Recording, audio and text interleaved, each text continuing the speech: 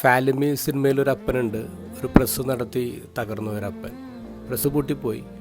പിന്നീട് ആ മനുഷ്യൻ വേറെ ജോലിക്കൊന്നും പോകാറില്ല. രാവിലെ തൊട്ട് വൈകുന്നേരം വരെ ടി വിയുടെ മുന്നിലിരിക്കും, അവിടെ കിടന്നുറങ്ങും.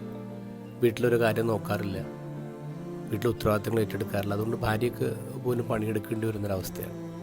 മൂത്ത മകനാണ് ഒരു ചെറിയ ജോലി വെച്ച് ഇയാളുണ്ടാക്കിയ ലോണൊക്കെ അടച്ചു തീർക്കുന്നത്. മൂത്ത മകന് ഇയാളുടെ വലിയ ദേഷ്യമാണ്. അതുകൊണ്ട് അപ്പൻ്റെ പേര് പോലും മൊബൈലിൽ ഈ മകൻ സേവ് ചെയ്തിട്ടില്ല. ഒരു ദിവസം ഇവർ തമ്മിൽ തർക്കം ഉണ്ടാവുകയാണ്. സാധാരണ അപ്പനൊന്നും മിണ്ടാറില്ല. പക്ഷേ ഈ തവണ അപ്പൻ പറഞ്ഞു, സമാധാനത്തോടെ പറയുന്നൊരു വാക്കിതാണ്, ചിലരങ്ങനെയാണ്. ഓരോ ദിവസവും രാവിലെ എഴുന്നേൽക്കുമ്പോൾ വിചാരിക്കും ഈ ശീലങ്ങളൊക്കെ മാറ്റാവുന്ന, പക്ഷെ നടക്കില്ല.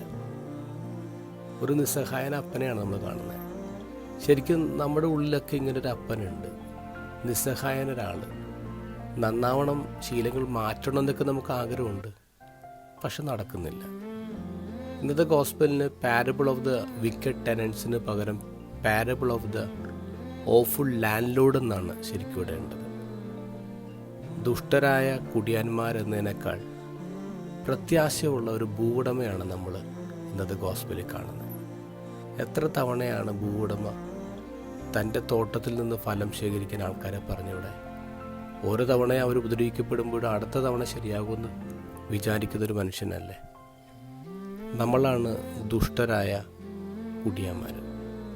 എത്ര തവണയാണ് ദൈവം നമ്മെ പ്രതീക്ഷയോടെ നോക്കുന്നത്, പലരെയും നമ്മുടെ അടുത്തേക്ക് പറഞ്ഞു വിടുന്നത്, പക്ഷെ നമ്മൾ മാറുന്നുണ്ടോ?